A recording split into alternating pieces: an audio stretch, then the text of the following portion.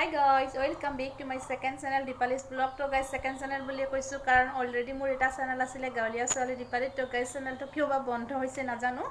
তো ইউটিউবে কিবা কাৰণত বন্ধ কৰি দিছে, হয়তো বহুত দিন হ'ল ব্লগ দিয়া নাছিলো, সেইবাবেও হ'ব পাৰে। তো এইটো মই নতুনকৈ আজিৰ পৰা চেনেল ষ্টাৰ্ট কৰিলোঁ। তো আপোনালোকে মৰম আশীৰ্বাদ দিব আৰু লগতে মোক ছাপোৰ্ট কৰি যাব। তো গাইজ চকুৰ অকণমান প্ৰব্লেম হৈ আছে, যাতে সোনকালে সুস্থ আশীৰ্বাদ কৰিব আপোনালোকে আৰু ভিডিঅ'টো শেষলৈকে চাব। তো গাইজ আজি এটা বিশেষ কথা লৈ ভিডিঅ' বনালোঁ। তো আজিৰ পৰা আমাৰ ইয়াত মানে আজি বসন্ত বিদায় দিয়া হ'ব। আমাৰ গাঁৱৰ এটা মন্দিৰ আছে, জগন্নাথ মন্দিৰ। তো তাত বসন্ত বিদায় দিয়া হ'ব, তাৰেও অনুষ্ঠানৰ পৰ্ববোৰ আপোনালোকক দেখুৱাম। আৰু লগতে এটা বিশেষ কথা, আজিৰ পৰা আমি ঢেকীয়া খাব নাপাম। কাৰণ ঢেকীয়া খাব নাপাওঁ মানে কিয়, বসন্তটো বিদায় দিয়াৰ পিছত আকৌ ঢেকীয়াটো খাব নোৱাৰে। তো ঢেকীয়া চব্জি আজিৰ পৰা টাটা বাই বাই। আৰু নেক্সট বহাগৰ পৰা ষ্টাৰ্ট হ'ব ঢেকীয়া খোৱা। আৰু তো বিশেষ এটা কথা, আমাৰ ইয়াত মানে জাগৰণ উৎসৱ অহাকালিৰ পৰা অনুষ্ঠিত হ'ব। আজি হৈছে আপোনাৰ 15 জেঠ আৰু ইংৰাজী 30 তাৰিখ। তো 30 মে'। তো 30 মে' আজি। আৰু লগতে হৈছে মানে আজি অহাকালিৰ পৰা জাগৰণ উৎসৱ আৰম্ভ হ'ব, অৰ্থাৎ অহাকালিৰ পৰা আৰু চলি থাকিব 21 জেঠলৈকে। 21 জেঠত গোঁসাই ঘূৰোৱা উৎসৱ আৰম্ভ হ'ব। কিয়নো ইয়াৰ আগতে এটা বিশেষ কথা কওঁ, আমি হৈছোঁ বৰনগৰীয়াবাসী। তো ইয়াৰ বৰনগৰৰ আশে পাশে যিবিলাক জগন্নাথ মন্দিৰ আৰু লগতে গৰখীয়া মন্দিৰ, তেনেকুৱা যিবোৰ মন্দিৰ আছে, তো সেইবিলাকৰ পৰা মানে এটা মূল গোঁসাই থাকে, গৰখীয়া গোঁসাই যিটো মূল গোঁসাই আছে। তো সেই গোঁসাইটো উলিয়াই লৈ ঘূৰা হ'ব, মানে যিবিলাক গাঁৱত মন্দিৰ আছে। তো তেনেকৈ মানে ভালেকেইটা গাঁৱৰ মানে যিমানবোৰ গাঁও আছে আৰু এৰিয়াটোৰ বৰনগৰবাসীৰ, তো তাত ঘূৰাব গোঁসাইটো। আৰু কিছুমানে ঘৰতো ৰাখে গোঁসাইটো। আৰু আমাৰ ইয়াতো গাঁৱত আহিব 21 তাৰিখে। তো তাক গোঁসাই ঘূৰোৱা উৎসৱ বুলি কোৱা হয়, সেইটোও দেখুৱাম 21 তাৰিখে। ইয়াৰ আগতে এইটো কথা কৈ থলোঁ যে জাগৰণ মানে হৈছে কি, আজিৰ পৰা আমি আকৌ অহাকাইলৈৰ পৰা, আজিতো নোৱাৰিমেই, আজি যিহেতু বসন্ত বিদায় আছে, আজিতো মাছ মাংস খোৱা নহ'বই। আৰু অহাকাইলৈৰ পৰা মানে একদম 21 তাৰিখলৈকে, অহাকালিৰ পৰা একদম 21 তাৰিখলৈকে, আজি হৈছে 15 জেঠ, অৰ্থাৎ 16 জেঠৰ পৰা 21 জেঠলৈকে আমি মাছ মাংস খাব নোৱাৰিম। আৰু 22 জেঠতো নোৱাৰিম, কাৰণ গোঁসাইটো আনি বাহিৰত ৰখা হয় আৰু হোম যজ্ঞ কৰিহে ভিতৰত প্ৰৱেশ কৰা হয় গোঁসাইটো। তো সেয়েহে 22 জেঠতো নোৱাৰিম, একদম 23 জেঠত খাব পাৰিম। তেনেকুৱা আৰু জাগৰণ উৎসৱ। তো তাকে ভাবিলোঁ আপোনালোকৰ ওচৰত শ্বেয়াৰ কৰোঁ। জাগৰণ মানেনো কি, জাগৰণ মানে এয়াই আৰু, মাছ মাংস খাব নোৱাৰি।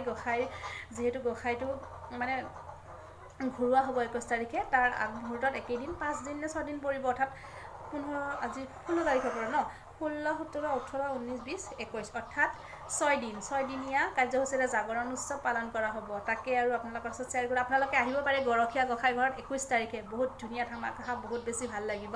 তো আহিব পাৰে। তাকে আৰু তো ভিডিঅ'টো চাব আৰু ছাপোৰ্ট কৰিব। তো আগৰ চেনেলটো ভালে আছিলে, গাঁৱলীয়া ছোৱালী দীপালি, ভালেই চলিছিলে, মানে ছাবস্ক্ৰাইবাৰো ভালে আছিলে। তো সিহঁতকো ৰিকুৱেষ্ট কৰিছোঁ এইটো চেনেলত আহিব আপোনালোকেও বেক হয়। তো তাকে আৰু ভিডিঅ'টো শ্বেয়াৰ কৰি দিব, কাৰণ অলৰেডি যিহেতু ইউটিউবৰ লগত জড়িত আছিলোঁ, সেই চেনেলটো বন্ধ হৈ গ'ল। তাকে আৰু দুখ লাগিছে যদিও উপায় নাই, বাট নতুনকৈ চেনেল খুলিছোঁ, আপোনালোকে ছাপোৰ্ট কৰি যাব। আৰু বেছি কথা কৈ নাথাকোঁ, যিহেতু অলৰেডি ভিডিঅ'টো বহুত দীঘল হৈ যাব আৰু তাৰ পৰ্ব দেখুৱাব লাগিব আপোনালোকক। তাকে আৰু তো আশীৰ্বাদ কৰিব আপোনালোকে, যাতে আগবাঢ়ি যাব পাৰোঁ। ঘৰত বহি আজি ভিডিঅ' কৰিছোঁ। কৈছিলোঁ আবেলি বসন্ত বিদায় দিয়া অনুষ্ঠানত যাম, তো যাবলৈ ওলাইছোঁ। কাৰেণ্ট নাই, একদম গৰম। এখন বিচনী লৈছোঁ বাঁহৰ হাতত, আৰু এতিয়া যাম। দুৱাৰবোৰ এনেকৈ থৈছোঁ, কাৰণ গ্ৰিলত তলা লগাম। যিহেতু আমাৰ ইয়াত চোৰ হৈছে, দিনতো চোৰ আহে। তো এতিয়া গ্ৰিলত তালা লগাই থৈ যাম আৰু আপোনালোকক দেখুৱাম, তাত গৈ লগ পাম। তাৰ আগতে আপোনালোকক আমাৰ ঘৰকেইটা দেখুৱাইছোঁ। এইটো এটা 3 পলিৰ, এইফালে 2টা ৰান্ধনি আৰু ভঁৰাল, আৰু সেইফালে 3 পলিৰ গোহালি, সেইফালে আৰু এইফালে এটা 2 পলিৰ ঘৰ। এয়াই আৰু আমাৰ ঘৰ। আপোনালোকে আহিব কেতিয়াবা। এতিয়া বলক একদম মন্দিৰত গৈ লগ পাম। তলাটো লগাই লওঁ, গৰম একদম বহুত বেছি। তলাটো এইফালে আছে, এইটো লগাই লওঁ আৰু যাওঁ মন্দিৰলৈ। তলা লগোৱা হ'ল, হাতত চাবি, আৰু এতিয়া যাওঁ আৰু। তো গাইজ খোজকাঢ়ি ফাইনেলি আহি পালোঁ মন্দিৰ। আৰু ইয়াত পূজা কৰি থকা হৈছে, পূজা মানে ঠগীভাগ আগবঢ়াই থকা হৈছে, আৰু ভিতৰলৈকে যোৱা নাই। ইয়াৰ পৰা দেখুৱাই দিছোঁ আপোনালোকক, চাওকচোন।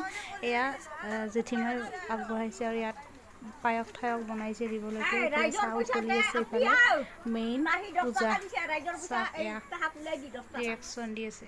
তো গাইজ ৰাইজৰ হৰিধ্বনি লোৱাৰ আগত খেৰ একচা অনা হয় আৰু খেৰে সকলোকে এডাল এডাল দিয়া হয় আৰু সেই খেৰডাল গলত ডিঙিত মেৰিয়াই ল'ব লাগে আৰু মেৰিয়াই লৈ যেতিয়া পূজাখন হৰিধ্বনি দিয়া হ'ব তাৰপিছত বিদায় দিয়াৰ সময়ত মানে সেই খেৰখিনি আকৌ সেই যিটো মন্দিৰত পূজা ভাগ কৰিছে তাত দিব লাগে আৰু সেইটো ক'তবা পেলাই দি আহিব তো মানে বসন্তটো বিদায় দি আহিব আৰু ক'ৰবাত লৈ যাব যিখিনি পূজাৰ ঠগি বনাইছে বা তাত যিটো মানে এটা কলৰ দোনা কাটি গোলকৈ বনাইছে সেইটো কি কয় নাজানো ভালকৈ তো সেইটোৰ ভিতৰত সকলোবোৰ ভৰাই দি এখন চাঙলিত লৈ গৈ পেলাই দি আহিব আৰু দূৰত মানে বসন্তটো বিদায় দি আহিব এয়া হৰিধ্বনি চলি আছে